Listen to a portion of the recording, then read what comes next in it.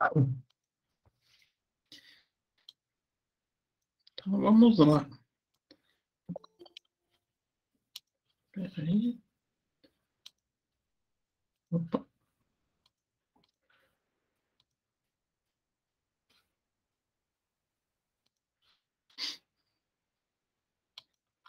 Então, antes de entrar em conteúdo, vamos comentar como que ela está formatada, exatamente igual a que eu comentei ontem. Questões objetivas, questões discursivas. Tranquilo? Mais ou menos. Mesma quantidade? 6 e 4? Exatamente a mesma. 6 questões objetivas e 4 discursivas. Foco das discursivas. Cálculo. Então, basicamente, as questões de cálculo estão como discursivas e as quase teóricas, que até elas estão muito fáceis, são as objetivas. Tranquilo? Até esse ponto? Não? Talvez? Mais ou menos?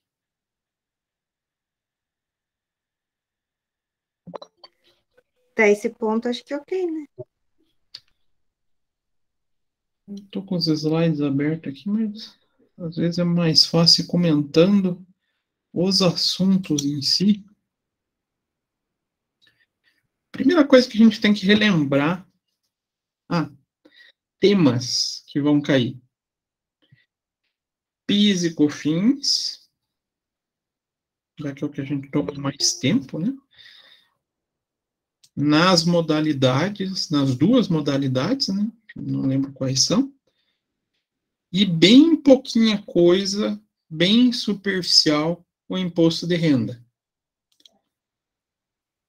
Ô, professor, vai cair imposto de renda? Vai. Uma questãozinha só. Que está relacionado a quem pode e quem, principalmente quem não pode.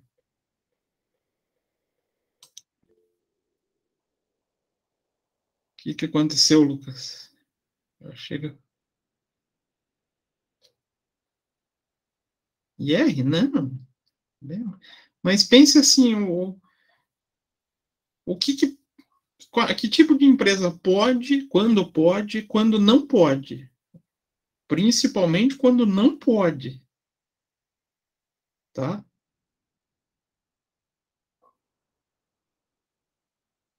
Não? Não. Por que, Sabrina? Eu tô frisando quase a pergunta já para vocês. Exemplifique, professor, mais.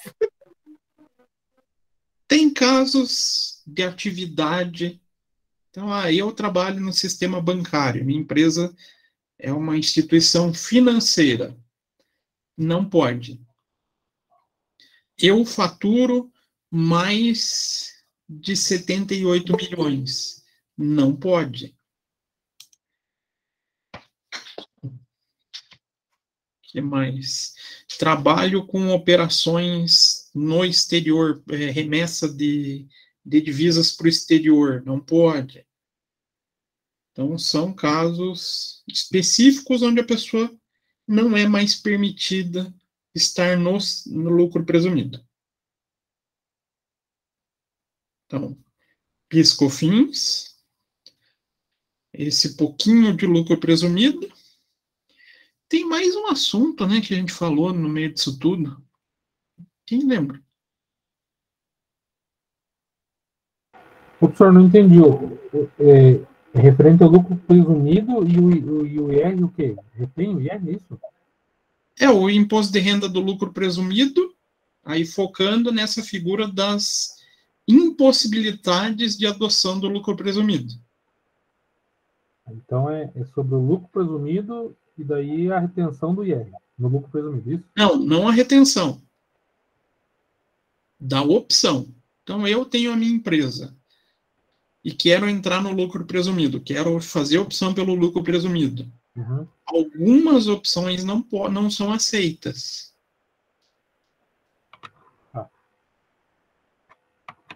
Então, são as impossibilidades de adoção. Uma questão já está dada.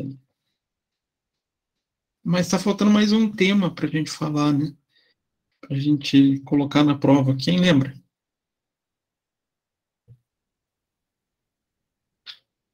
Não? Ninguém lembra? PIS e COFINS, já. É que você chegou, já tinha acabado de comentar, Lucas. Veio de presente para vocês com o PIS e COFINS. Contribuição social? Veio de presente que eu digo, vocês ganharam um trabalho para isso.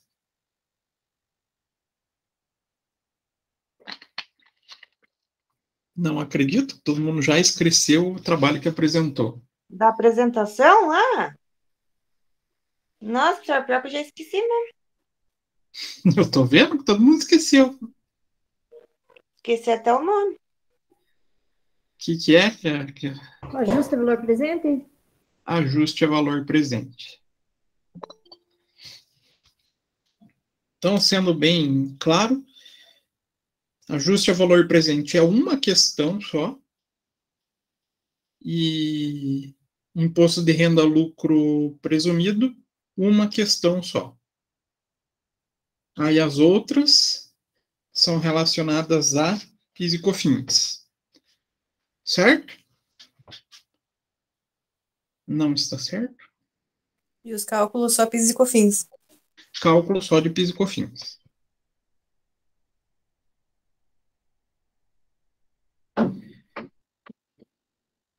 Meu Deus, acabou de derrubar um lenço ali em cima, mas tudo bem. Aí falando de PIS e COFINS, quais as modalidades que a gente tem?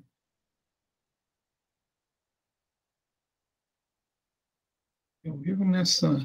Cumulativo e não cumulativo? Cumulativo e não cumulativo. O que diferencia eles de maneira mais simplista, vamos falar assim.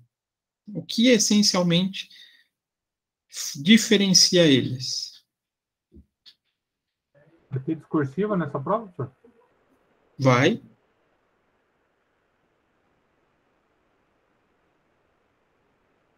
Então, já pensando nessa revisão. Qual que é a diferença principal entre o PIS e COFINS? Cumulativo e o não cumulativo? Cumulativo presumido e real não cumulativo. É isso? Uma delas, A alíquota também, né? mais o lucro presumido, consequentemente, sou optante do lucro do regime cumulativo. Optante do lucro real vai ser, por consequência, do lucro da modalidade não cumulativa. Salvo se a minha atividade tiver em uma lista de exclusões do regime não cumulativo, né? Então, aí a gente tem uma diferença. Tem mais duas. Quais são? Das grandes, das essenciais.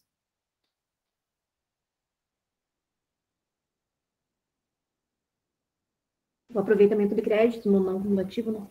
Exato, Maria. Então, regime cumulativo.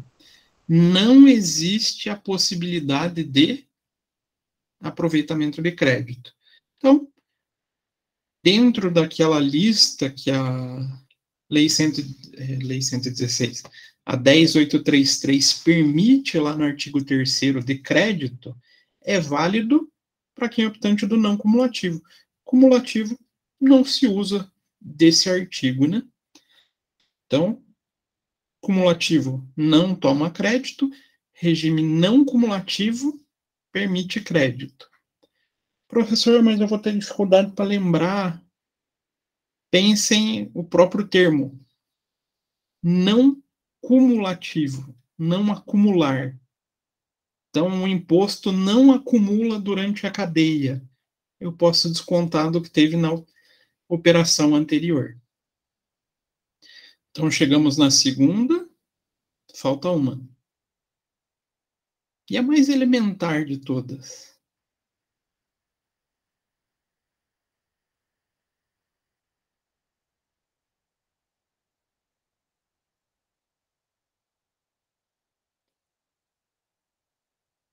Ninguém arrisca?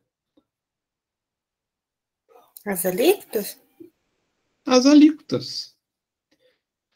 Sou optante do regime cumulativo. Qual alíquota vai incidir no meu faturamento? Ou na minha receita, né?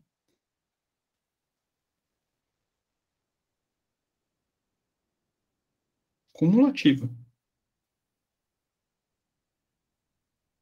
No acumulativo é 0,65 no PIS, né? E 3 no COFINS.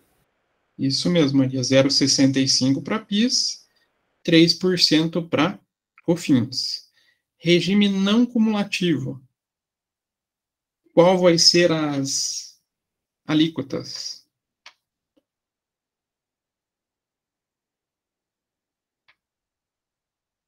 Daí é 1,65 para PIS e 7,6 para COFINS. Perfeito. Então, regime não cumulativo, 1,65 para PIS e 7,6 para COFINS. Esses são os grandes diferenciadores entre o regime cumulativo e o não cumulativo. O que tem de igual entre os dois? Tem algo de igual?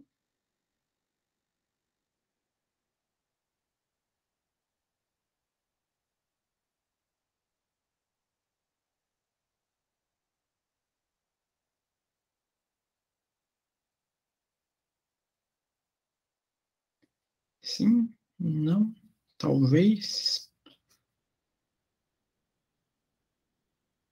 Tem algo de igual. Lembram da aula passada, quando a gente fez a apuração?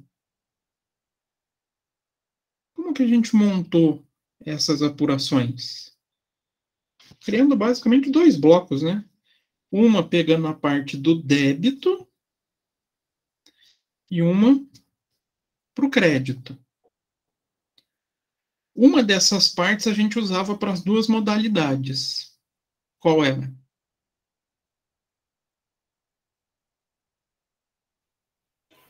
Primeira parte da receita ali, né?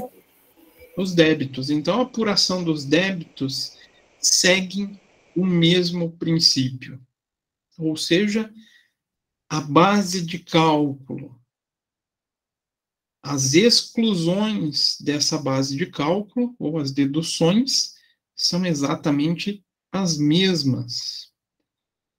Algumas podem ter a alíquota diferenciada no regime não cumulativo, mas são bases idênticas, são consideradas bases de cálculo.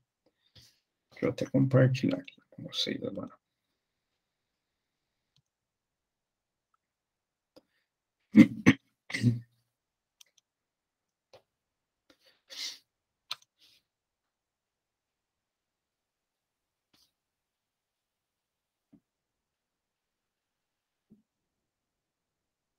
Então, vamos aqui marcar. Então, quando incide PIS e COFINS, tanto para o lucro presumido quanto para o lucro real,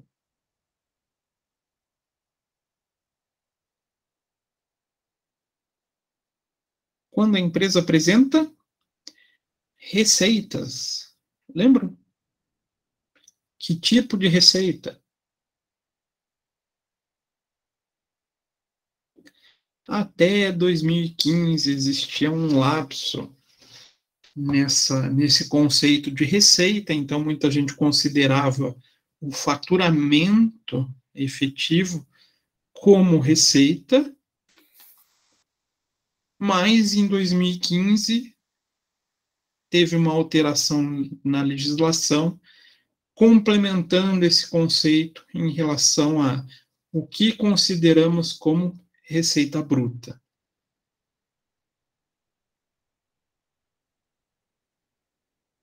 Lembraram desse tópico? Mais ou menos. Então, sempre vocês vão começar a apuração de débitos, elencando a receita bruta. E depois fazendo as deduções ou as exclusões permitidas. Quais são elas? Aí tem aqui vendas canceladas, descontos incondicionais, o ICMS e IPI, quando cobrado pelo vendedor dos bens ou prestador de serviço, na condição de substituto tributário. Isso é o que está na lei. Então, aqui seria o IPI e ICMS-ST.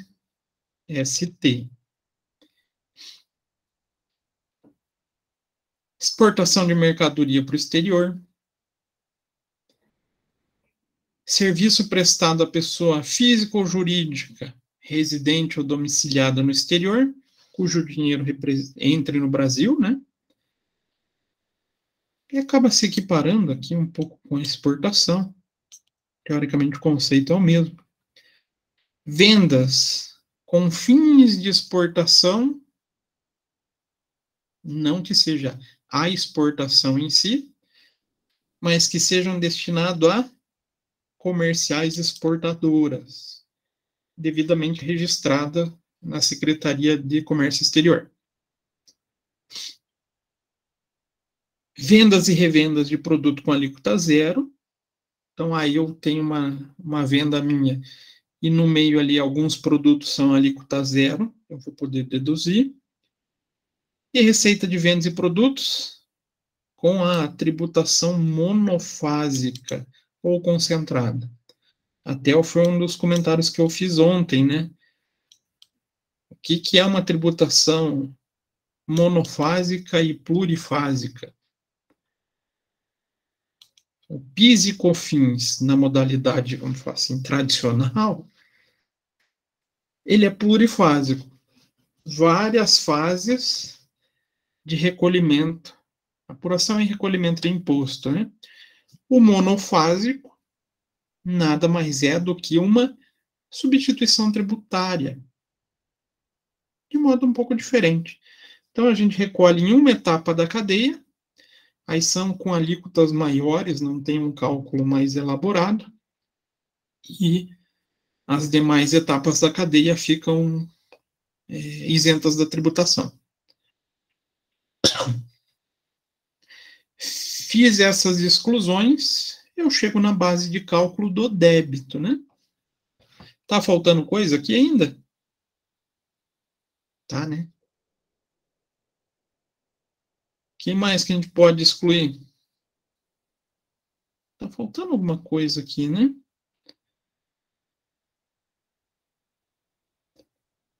O tal do AVP? Uhum. Então, peguei minha receita bruta, fiz as exclusões, aqui incluindo o AVP, e eu chego na minha base de cálculo do débito. Tanto para PIS e COFINS cumulativo, quanto para não cumulativo. Aí aqui vem a reconfiguração da receita bruta. Então, lá em 2015, a gente acabou tendo essa legislação entrando em vigor e alterando o entendimento. Então, eu falei 1 milhão de vezes na aula para vocês, né? Receita bruta para PIS e COFINS sempre foi uma discussão muito grande. O que era a base de cálculo? Qual a base de cálculo? Mas, com a divulgação da alteração ali para 2015, ele acabou matando essa possibilidade de entender o faturamento como receita. Por quê? Aí vem lá o texto. Então, lá na 12973 de 2014, que entrou em vigor em 2015, trazia como receita bruta venda de serviços, compreende o produto da venda de bens nas operações de conta própria e o preço dos serviços prestados. Que levavam o entendimento? Faturamento. Quanto eu estou faturando? Aí lá, com o ajuste da lei, passa a ser produto da venda de bens nas operações de conta própria, preço de prestação de serviço. Então, essa primeira parte aqui permanece segregado em 2 itens. Aí ele traz aqui resultado auferido nas operações de conta alheia e receitas da atividade ou objeto principal da pessoa jurídica, não compreendidas no inciso 1 a 3. Veio matando todas as possibilidades de excluir receitas da base de cálculo. Então, ele vem trazendo aqui o que é o faturamento, o que pode ser deduzido. E aqui traz lá a figurinha que a gente complementou, né? Valores decorrentes do AVP.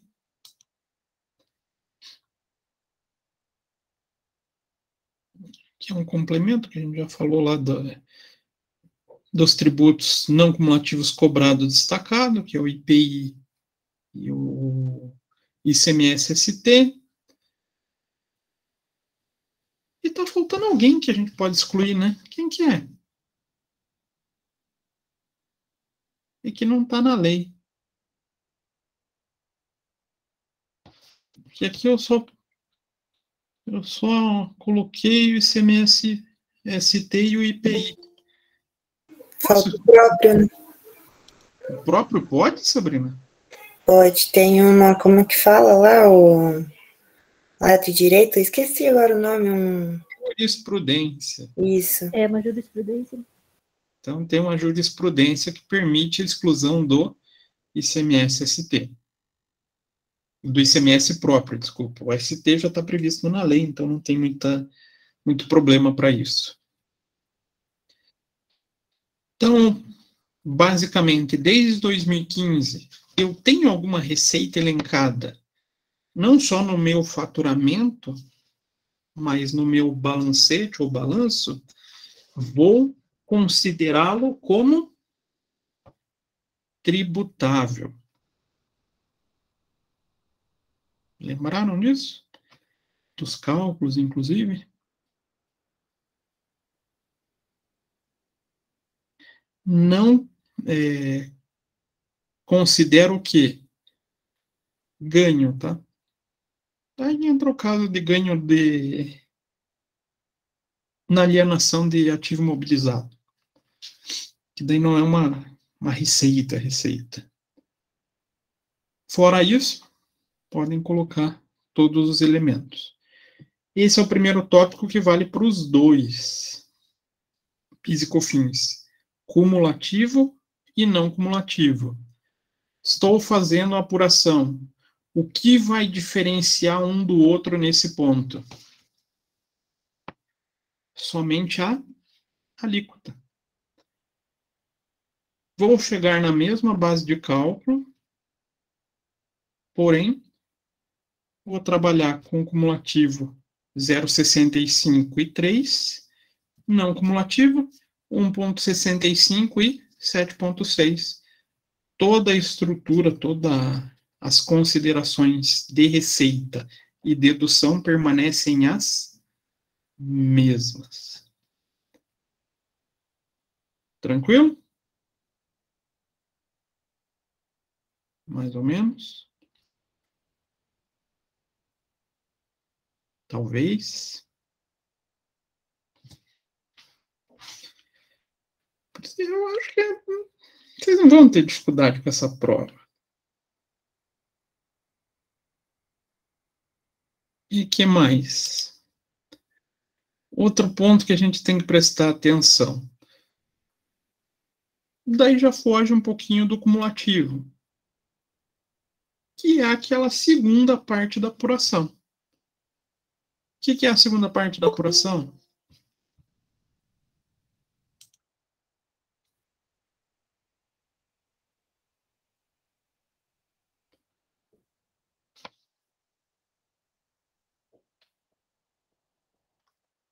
Eita, cadê? Peraí. Aqui.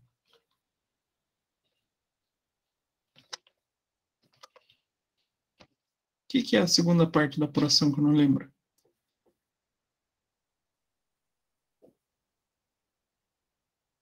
Os créditos. Mas antes de entrar nos créditos, também vai ter uma questão de contabilização, tá? Pra quê, professor? Isso. Vocês estão no curso de Ciências Contábeis, tem que saber contabilizar. Não, deixa pro semestre que vem. Não, já tem que ir afiando já, tem que ir esquentando. Só que aqui a gente tem duas possibilidades, né? Ou dois pontos a ser observados. A gente pode ter a contabilização na venda.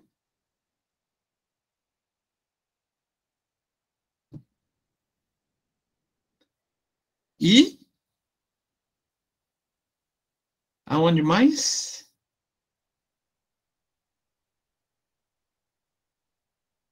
Aonde? Na compra.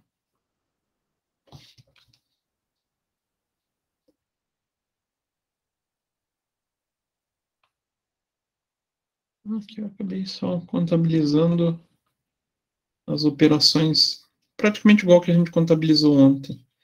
Do ICMS-ST e aqui tem o IPI também. Vamos abrir um Excel. Ou vocês acham que não precisa? É óbvio que precisa. Que eu não entendi nada naquele slide que o professor mostrou ali. Ah, não, mas aquele ali foi a mesma contabilização que a gente fez ontem. Aquele ali não precisa se preocupar.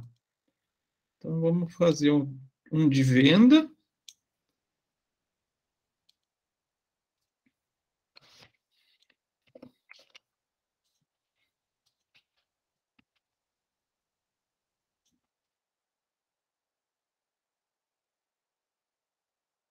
Já vamos deixar um para compras.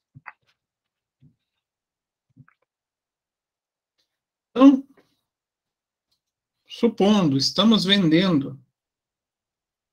Aumenta aí, professor, não dá para ver nada. Opa. Achei. Quanto que a gente vai vender? Então, estamos vendendo nossa mercadoria. 100 mil? Um CMV de 50. Quanto que eu vou contabilizar aqui? Mais uma vez, 3 partes. Contabilizo receita, contabilizo custo, contabilizo impostos. Só vamos pensar aqui em PIS e COFINS.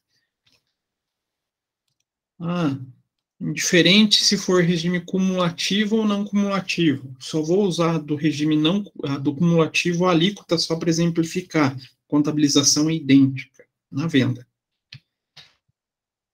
Isso vai ser o valor da minha venda vezes 0,65%.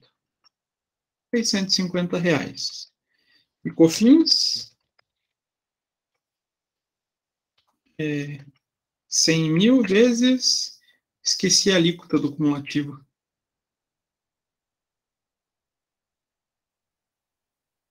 Quanto que é? 3. 3. Então, 3 mil de COFINS. A gente pode contabilizar a receita Receita com vendas e caixa ou clientes. Represento meu acréscimo patrimonial, né, a minha receita, 100 mil credor. No caixa, então, ou na conta clientes, eu represento um débito de 100 mil. Primeira perninha está feita. Segunda, o estoque. CMV e estoques. Então, vou representar a redução patrimonial, 50 mil que eu coloquei lá, né? A débito, e vai sair do meu estoque, então, redução pelo crédito, 50 mil. Só porque eu achei que ia dar, ficou faltando dois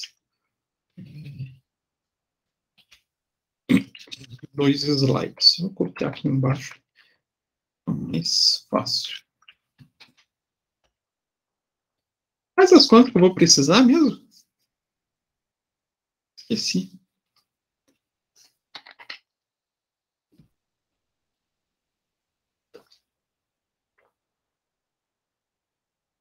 Acho que alguma... PIS e COFINS sobre vendas e PIS e COFINS a recolher. PIS sobre vendas. COFINS sobre vendas. E PIS a pagar ou a recolher, né? Ficou engraçado com fins lá, professor. Hã? Opa. E se colocar assim na prova, o que acontece?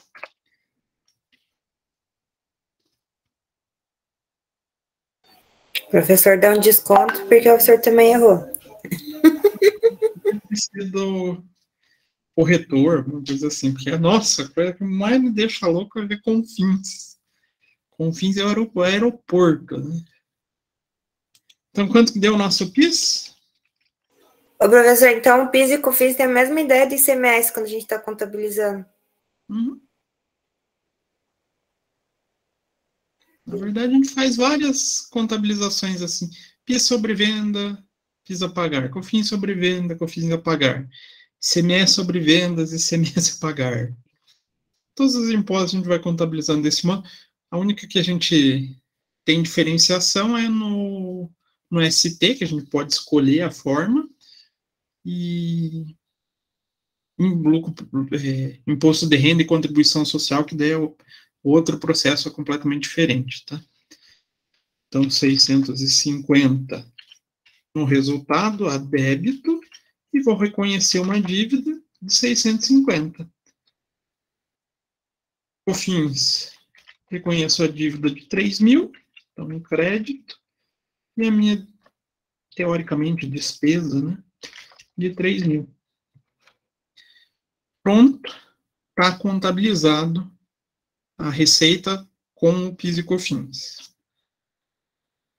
Vale tanto para o lucro presumido, ou seja, regime cumulativo, quanto para o lucro real, regime não cumulativo. A venda sempre igual. E quando é uma compra? Muda.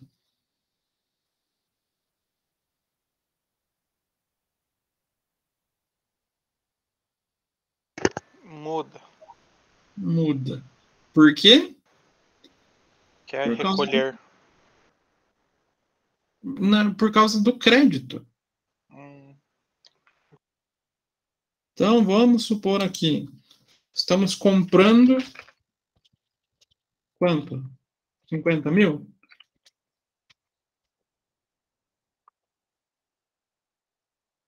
Como que vai ser, então, no regime cumulativo?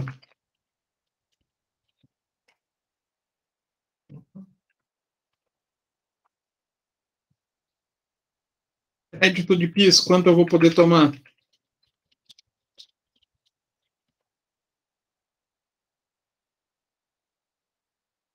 Quanto? 0,65.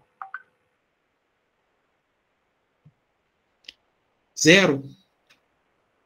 Ah, no cumulativo. No Cumulativo não tem. não permite crédito. Então, crédito de COFINS. Zero. Que pegadinha, professor. Não é Essa pegadinha. pega gente desatento aqui. Então, quanto que eu vou registrar no meu estoque?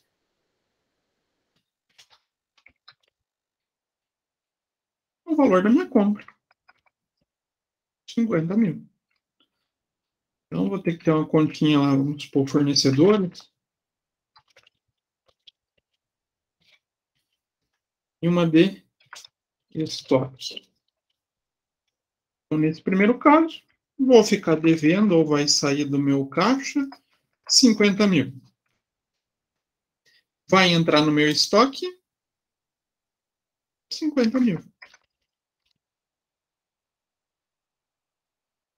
Agora, e se for no regime não cumulativo?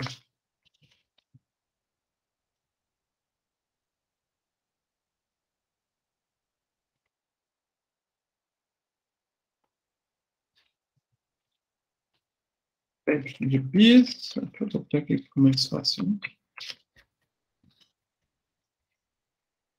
Então, vai ser o valor da minha compra vezes a alíquota do regime não cumulativo, 1,65%.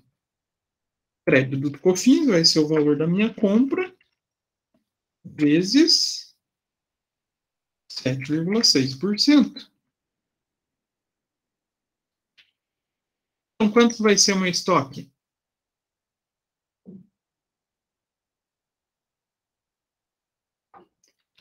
Vai ser 50 mil menos os valores de crédito que eu estou tomando. Então, não integra o valor do estoque os impostos recuperáveis, né? Isso vem lá do CPC 16. Então, vai ficar como? Vou ficar devendo 50 mil para o meu fornecedor, mas eu vou ter um crédito a recuperar e um COFINS.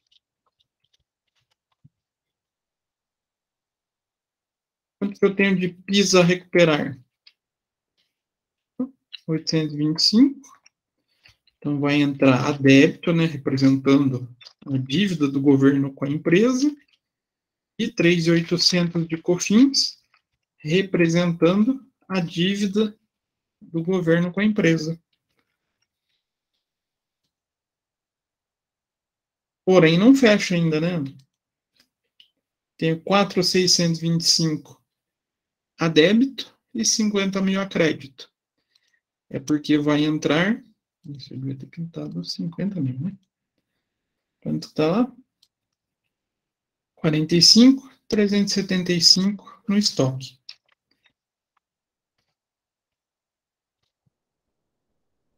Então, a contabilização no regime cumulativo é diferente do regime não cumulativo.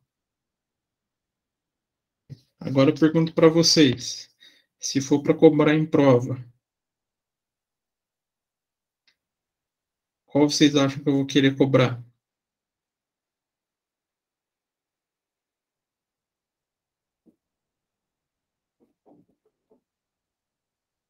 Não cumulativo. Isso mesmo, Guilherme. A probabilidade da contabilização pelo não cumulativo é muito maior, né?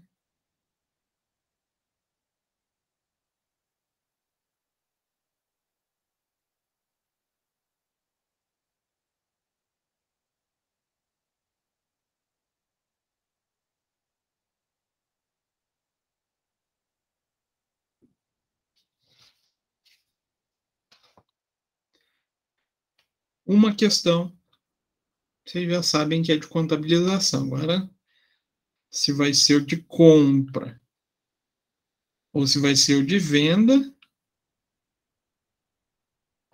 aí já fica muito fácil se eu falar, né? Tranquilo?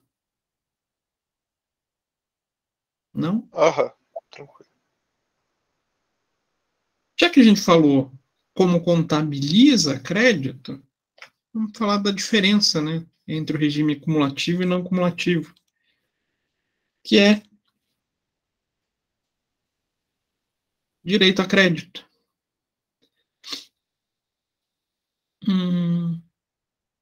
Aonde que eu acho mesmo se pode ou não pode tomar crédito?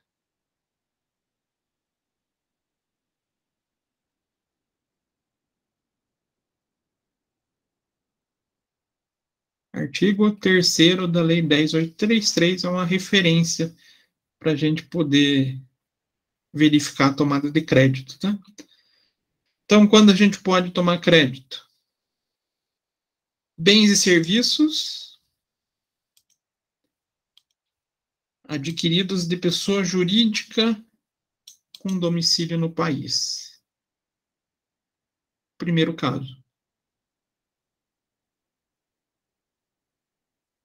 E, segundo, custos e despesas incorridos, pagos ou creditados à pessoa jurídica domiciliada no país. Então, todo aquele material que eu utilizo para minha produção ou para minha prestação de serviço que eu adquira de uma pessoa jurídica, eu posso fazer o aproveitamento de crédito. Professor, mas eu não sou nem fabricante e nem prestador de serviço, eu faço revenda. O que eu posso tomar de crédito no caso da revenda?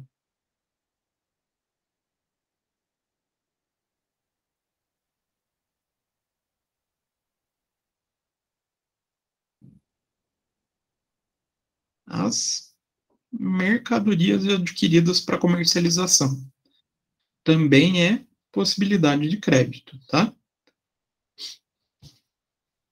E lembrando, tinha até em questão dos nossos exercícios, né?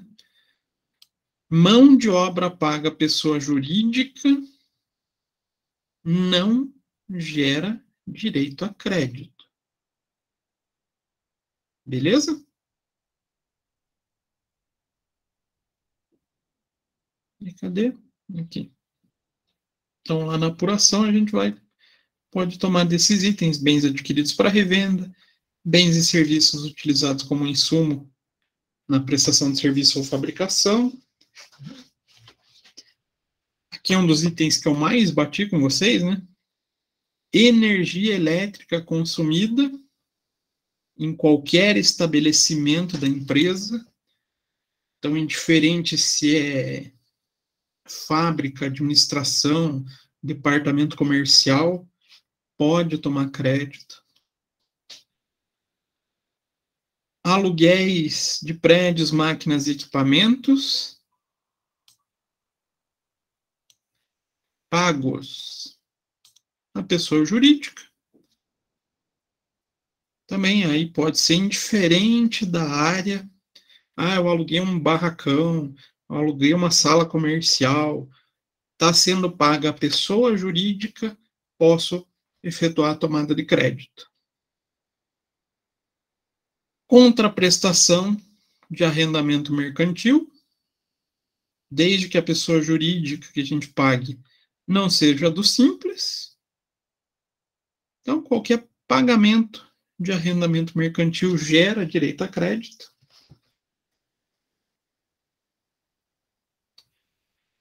Dos encargos de depreciação e amortização de máquinas, equipamentos e outros bens incorporados ao ativo imobilizado, tanto adquirido quanto fabricado pela própria empresa, ou para utilização na produção de bens destinados à venda ou na prestação de serviço. Professor, mas acho que tinha outra modalidade para crédito de ativo imobilizado, não tinha?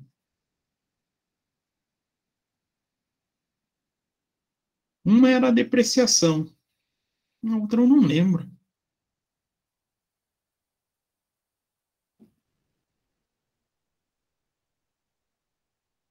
Na compra, porém, mediante aplicação de 1,48 avos, máquinas e equipamentos caem para 1,24 avos, aí tem a diferença de tempo. Quem escolhe? Essa é uma parte que eu fico na dúvida também. A empresa que está comprando. A empresa, então ela vai verificar qual critério é melhor para ela, e com base nessa decisão, ela escolhe se vai tomar pela depreciação ou se vai tomar pela compra, pela aquisição, né? Professor, e quando é pela aquisição, é o crédito pelo SIAP? O SIAP ele é um livro voltado para o ICMS. Mas o que o pessoal faz? Usa o SIAP como padrão para o PIS e COFINS. Só que por que não dá para falar que o SIAP ele é sempre 1,48 avos, né? Então, dá uma discrepância, o pessoal usa como padrão, mas geralmente tem um controle separado. Eu entendi.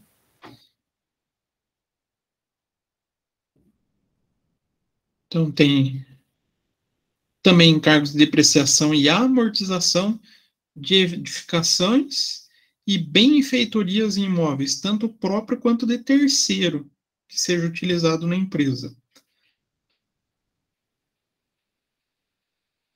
Devolução de mercadoria, desde que a receita já tenha sido computado lá nas receitas, né, nos débitos, aí eu posso descontar do crédito.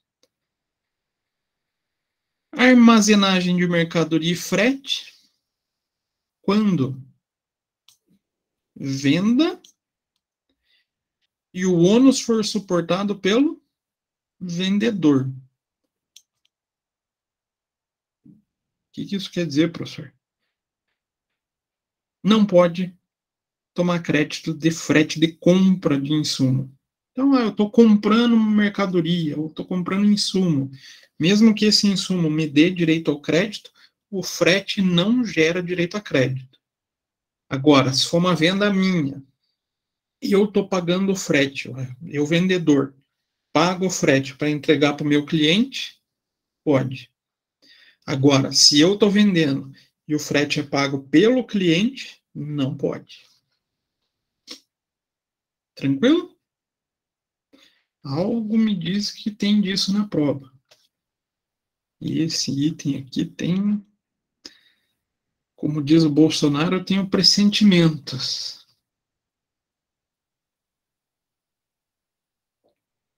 Aí existe uma vedação aqui, né? É vedado utilizar o crédito relativo ao aluguel ou contraprestação de arrendamento mercantil de bens que já estejam no patrimônio. Por que vieram fazendo essa afirmação? Desde 2007 teve a mudança lá nas normas, né? E começou a ter duas possibilidades de contabilização de arrendamento. Quais são? Arrendamento mercantil, ou como está no CPC, né, o leasing, não no CPC, nas normas, no IFRS. O leasing financeiro e o leasing operacional. Financeiro ele tem uma característica de financiamento. A gente contabiliza no patrimônio. Se eu tomar o crédito no patrimônio, eu não posso tomar crédito na contraprestação do arrendamento. Já o leasing operacional, ele sempre é contabilizado como um aluguel. Então, sempre vai mês a mês na despesa. Aí eu posso tomar sem problema nenhum.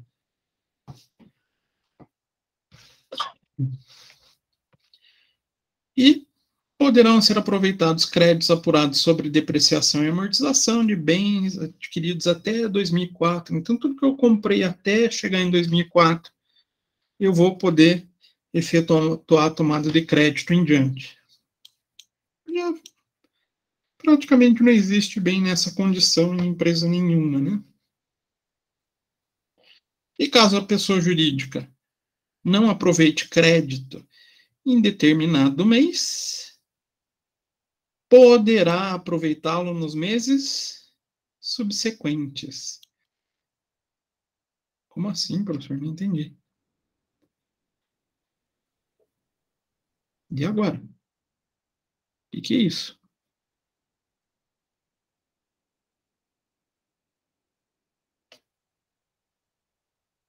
Lembram lá do saldo credor?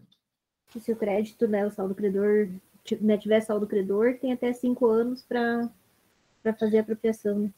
Isso, você vai transferindo mês a mês até que ocorra a decadência do crédito, né? Passa 5 anos e ele deixa de ser válido.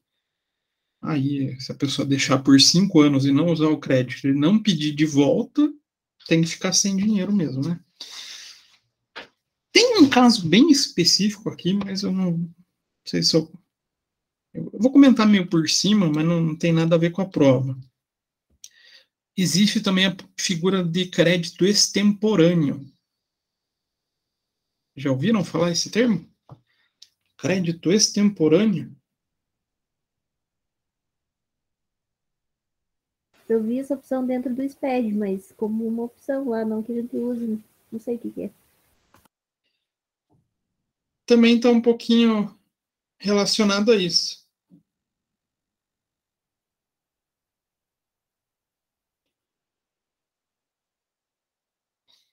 Então, de repente, eu estou lá vendo a minha empresa e eu percebi que eu nunca tomei crédito do frete na venda.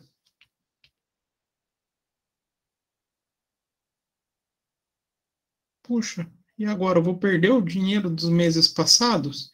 Não, eu posso tomar o crédito retroativo até 5 anos no mês que eu estou apurando. A única coisa que eu vou ter que apontar ele, principalmente no SPED, como um crédito extemporâneo, crédito de períodos passados, créditos fora do tempo. Então, se eu percebo que algo foi feito indevido, ou deixaram de fazer, eu posso buscar o crédito de maneira retroativa, tá? Muita gente ganha dinheiro com isso, fazendo revisão de crédito de PIS e COFINS de casos que passaram batido na legislação. Dependendo da empresa, é uma graninha boa. Então, essa é a figura do extemporâneo, tá? Simples, não. O professor vai querer alguma coisa do simples? Não. Não vai.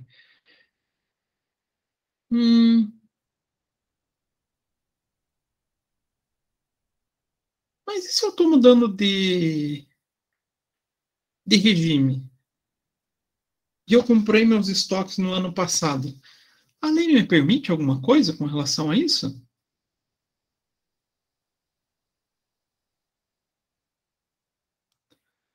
Crédito presumido. Então, a gente pode aplicar a alíquota do regime cumulativo para apurar o crédito sobre o estoque e amortizando esse crédito em 12 meses. Então, supondo, cadê meu Excel? Eu tenho lá um valor de estoque de 100 mil.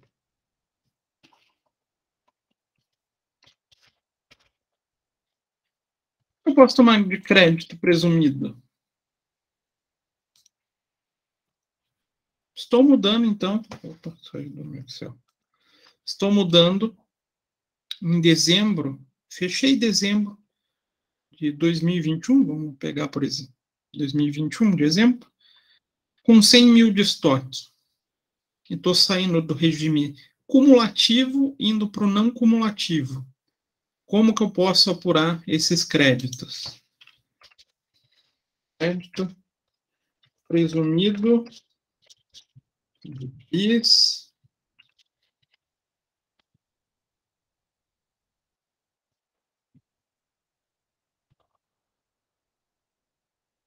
então, sobre o meu valor do estoque, eu vou poder utilizar a alíquota do cumulativo, tá? 0,75% e 100 mil vezes 3%. Ah, já em janeiro eu posso tomar esse crédito? Vou amortizar por 12 meses. 12. Então, por um ano eu vou tomar R$ 54,17 de crédito para completar esses 650. E por um ano eu vou me creditar de R$ 250 para COFINS. Então, sobre o valor apurado do estoque, eu posso aplicar as alíquotas do regime cumulativo e me creditar em 1/12 ao mês.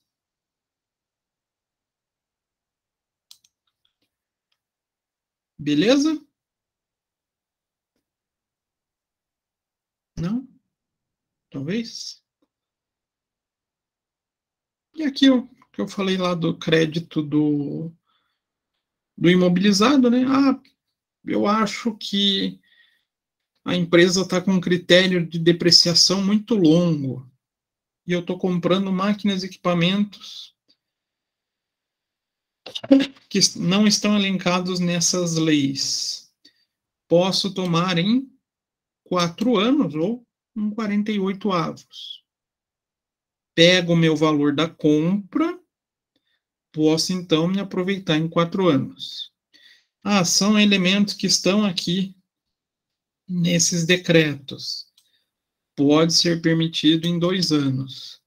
E tem alguns casos, aí é mais específico para equipamentos envolvendo armazenagem, que cai até para 1/12avos, mas são bem pouquinhos os elementos que podem. Quando é que a gente pode fazer um ou outro mesmo? Quem que escolhe? Se eu vou tomar crédito pela compra ou pela depreciação mesmo?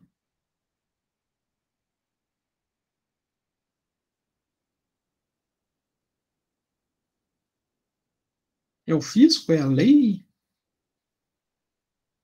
Não, né? É a escolha da empresa. Ela vê qual é mais vantajoso. Claro, quando que é mais vantajoso para uma empresa tomar o crédito pela depreciação ou quando é mais vantajoso pela compra? Aquele que apresentar o retorno mais rápido. Então, supondo que a gente tivesse um equipamento aqui de 10 mil, enquadrado em um desses decretos. Mas a gente deprecia esses equipamentos em 4 anos. Por qual modalidade vocês vão escolher o crédito? Pela compra, que vai aqui para 2 anos, ou pela depreciação que está levando 4?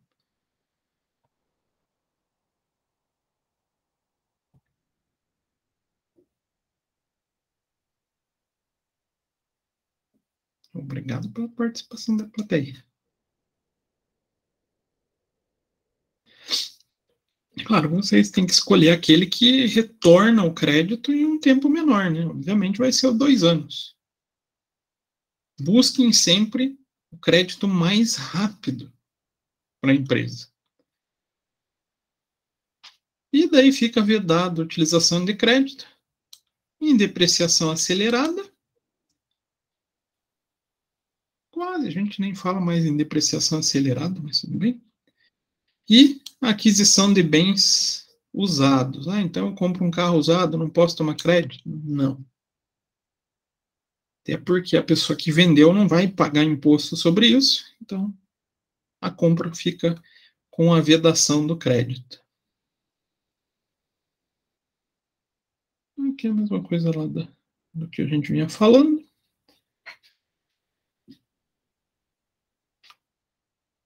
Os cuidados também que a gente já falou, né? Crédito do Simples. Posso tomar normalmente? Não posso? Posso.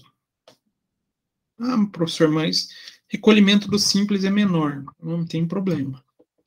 A legislação permite, sim, que empresas tomem crédito na alíquota normal, na alíquota não cumulativa, de compra ou aquisição feita de empresa do Simples, tá? O MEI já é um pouquinho diferente. Quando que a gente pode? Quando são utilizados como insumo na elaboração de produtos ou na prestação de serviços que sejam vendidos ou prestados em operações sujeitas a pagamento de PIS e COFINS. Então, eu compro material para revenda, posso me aproveitar do crédito, desde que a minha saída seja tributada. Ah, não, eu estou comprando um determinado insumo para a fabricação do meu material, do meu produto. Posso, desde que minha saída seja tributada. Ah, não, professor, eu estou pagando aluguel a uma empresa do MEI. Não posso mais. Saiu do escopo de insumo para produção, mercadoria para revenda ou prestação de serviço. Saiu dessa essência, não posso tomar crédito do MEI.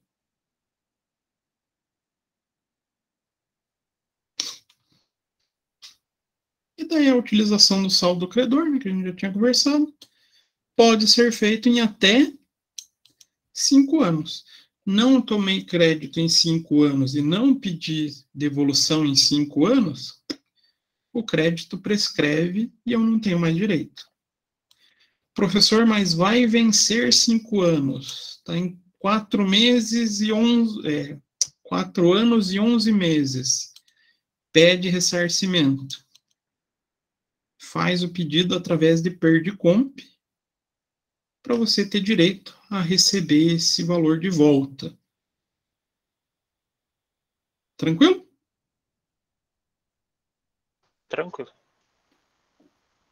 E o estorno nem vai cair na prova, mas é quando a gente tem alguma compra ou algum crédito que a gente tome, mas a gente tem alguma atividade que seja tributada pelo regime cumulativo, igual a gente viu no exercício na aula passada. Preciso estornar o crédito, ou tive algum produto roubado, deteriorado, inutilizado, algum problema que eu dê como perdido esse material, tenho também que estornar o crédito referente a essa perda. Isso basicamente é o que vai cair na parte teórica, tá?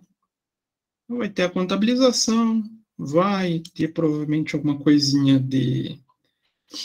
da base de cálculo. Quando que a empresa é optante pelo lucro cumulativo, quando não é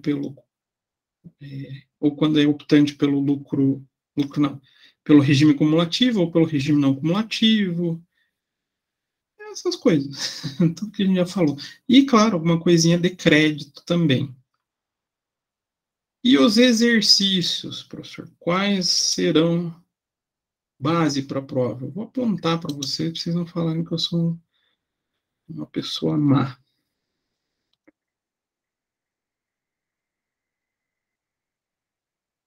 Assim que meu exercício abrir aqui, tá?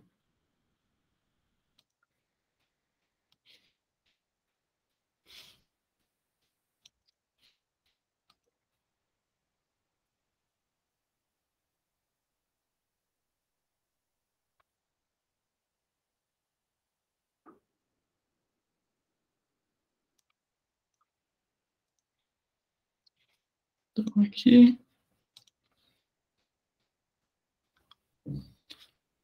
Então, vai cair alguma coisa aqui com relação a ou parecido, vamos falar assim, com essa questão 2. Anotem para vocês guardarem isso, tá? Professor, mas o senhor não vai fazer um deles? Não. Tem gravado já, né? Tem todos gravados. Então, a 2 é uma delas, tá? Essas revisões aqui também tá gravando, né, professor? Essa? Essa e Não. a de ontem também. Não, essa não. Tá, sim. Só que eu vou pôr amanhã, tá, Guilherme? Tá. A de ontem eu vou pôr hoje e a de hoje eu vou pôr amanhã. Por causa da demora do Google. Tranquilo. Então, ó, anotem. A 2, eu acho que é uma questãozinha bacana. A 3, uma questãozinha legal, né? Ah, mas vai ter algumas mudanças? Vai, né? Claro. Pode ter algum elemento aqui no meio a mais, ou alguma coisa que mudou um pouco a característica, mas nada de tão assustador.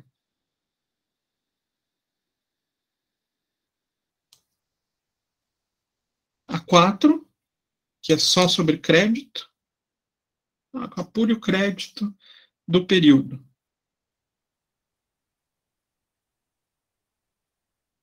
E essas 5 e 6, né, que são basicamente iguais. Faça o cálculo do PIS e COFINS no período tal. Só o cálculo, tá? Não contabilizar. Então, na dúvida, entre a 5 e a 6, eu pegaria a 6 aqui, que é um exemplo mais bacaninha. Só que até eu tinha comentado lá no dia da resolução dos exercícios, pode ter alguma coisinha de frete aqui no meio, né? Para dar um pouquinho mais de graça.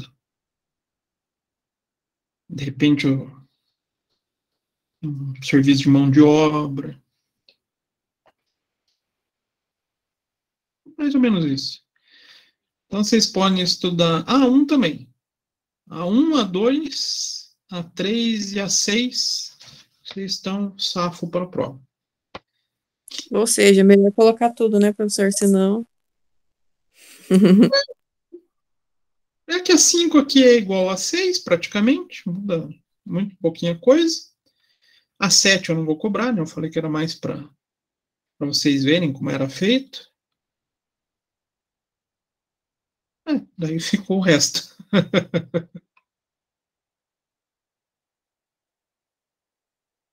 Dúvidas? Perguntas? Acho que não, professor. Só estudar agora esse final de semana aí e rezar muito. De hoje eu confesso que acho que está mais fácil das 3, tá? Se vocês compreenderam os cálculos que a gente fez na aula passada, vai ser muito sossegado para fazer a prova.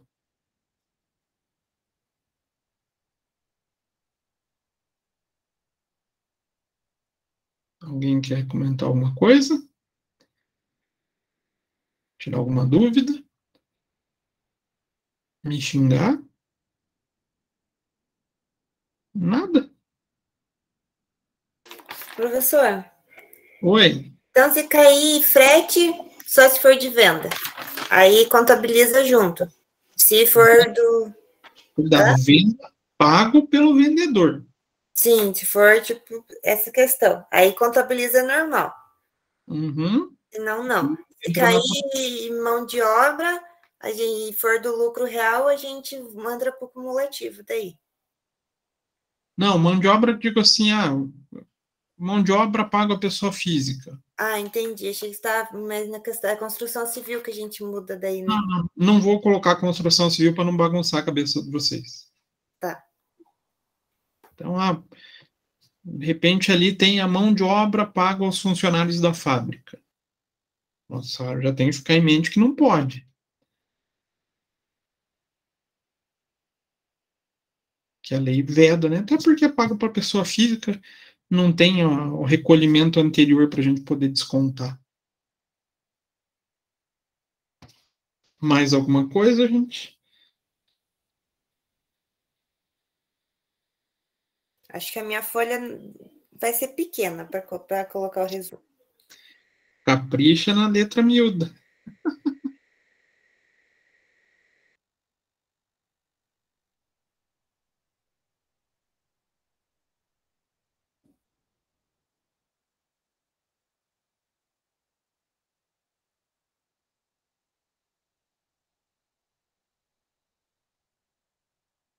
Mais nada, gente? Se não tem mais nada, a gente termina por aqui.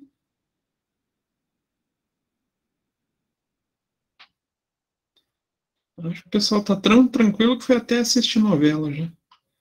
Se bem que esse horário ainda é o Jornal Nacional, né? O Lucas saiu revoltado. Por quê? Eu não Porque vi. ele falou que ele não consegue aprender e entender pelo online. Coitado. Aí ele saiu e falou, depois eu assisto. Ele sabe, qualquer coisa pode me perguntar lá no WhatsApp também. Mas então tá, pessoal. Já que não restam dúvidas, encerramos por aqui.